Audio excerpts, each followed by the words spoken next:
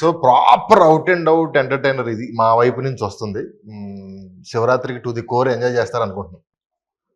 అది టీజర్లో అయితే ఆల్మోస్ట్ ఆ టీజర్లో వచ్చిన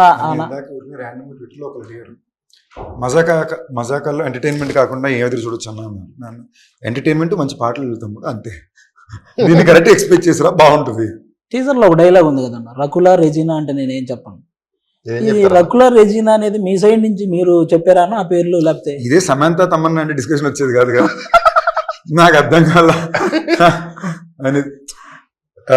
నా ప్రశ్న డైలాగ్ ప్రశ్నది అదే సమంత తమన్నానా రకుల రెజినా అని 2 ఆప్షన్లు ఇచ్చాడు. నాతో పని చేసిన వాళ్ళు నా ఫ్రెండ్స్ కదా, ఇంకా బెటర్ ఆప్షన్. తెలియని వాళ్ళ మీద జోక్ వేయడం దేనికి, తెలిసిన వాళ్ళ మీద బెటర్ కదా అనేది పాయింట్.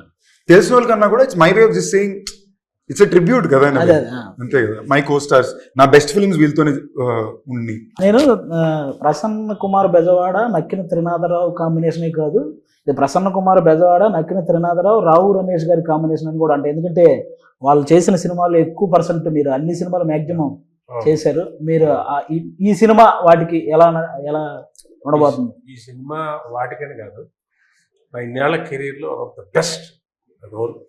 సందీప్ కృష్ణ గారు మేము చేసిన సీన్స్ కానీ, కొడుకు తండ్రి నాకు తెలిసి ఇంత లిబరల్ తండ్రి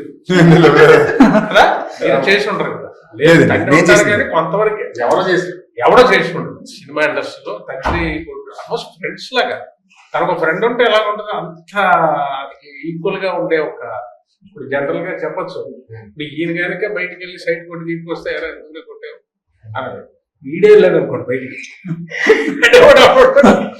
అలాంటి పాత్ర